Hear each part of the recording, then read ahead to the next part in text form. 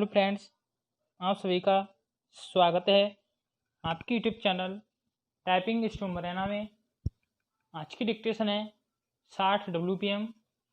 Dictation start होगी 5 second बाद। Start.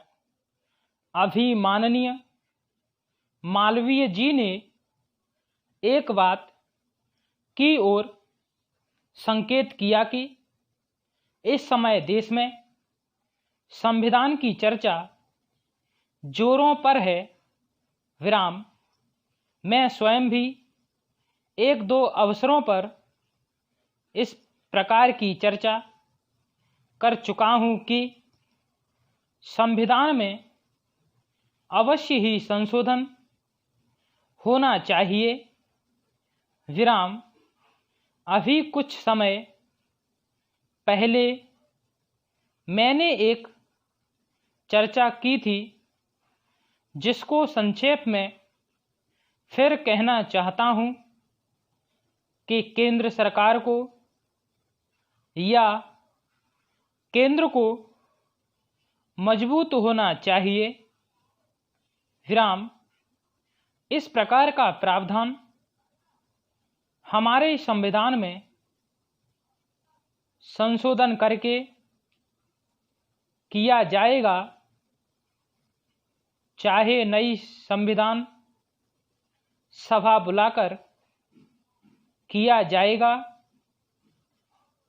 या कोई और पद्धति लागू करके किया जाएगा, जिससे राज्य सरकारें इतनी उच्छल न हो जाएं कि वह कभी संविधान में प्रदत्त स्वायत्तता का अनुसूचित लाभ न उठा सकें। विराम। मैंने जिस समय यह बात कही थी उस समय यह भी कहा था कि मैं केवल इस बात को भविष्य की दृष्टि से नहीं कह रहा हूं, बल्कि कहीं कहीं इस प्रकार की सरसराहट प्रारंभ हो गई है। विराम।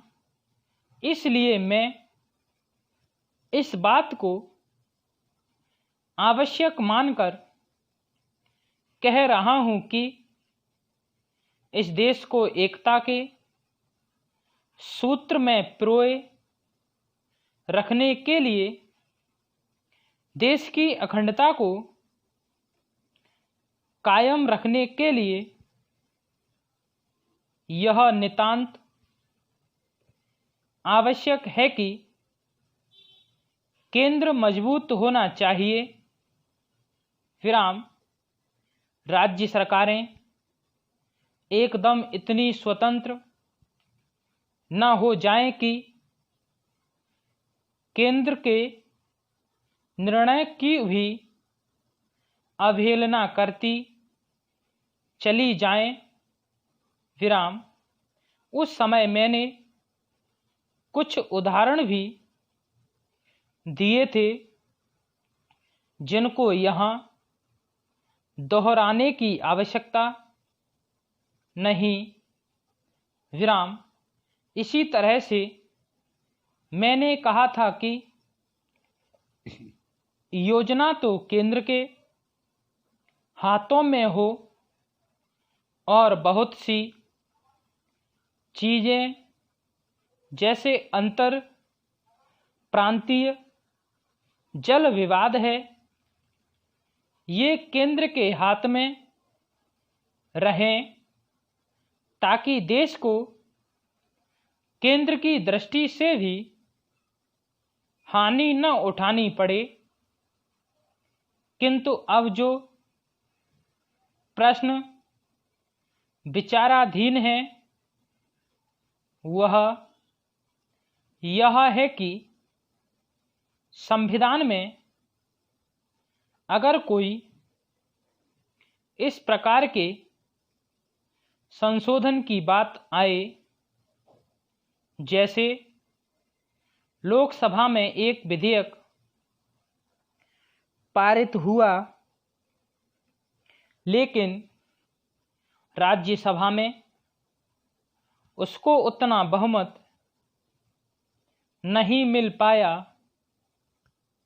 तो यहाँ से वह विधेयक पारित नहीं हो पाएगा। विराम। श्री भूपेश गुप्त से मैं अधिकांश विषयों में असहमत रहता हूँ, लेकिन यह जो विधेयक उन्होंने रखा है, जिस पर खुले मस्तिष्क से यदि सदन विचार कर सके तो उसमें आपत्ति क्या है। विराम। थोड़ा बैठकर इसकी संभावनाओं पर विचार करना चाहिए और मैं समझता हूँ कि यह बात इस प्रकार की नहीं है जिसको स्वीकार न किया जा सके। विराम। आखिर लोकसभा जो जनता के सीधे मतों के द्वारा निर्वाचित होकर आती है, राज्यसभा का भी उतना ही दायित्व है कि जनता के चुने हुए प्रतिनिधि जो हैं, उनके चुने हुए प्रतिनिधि यहाँ पर आते हैं। विराम।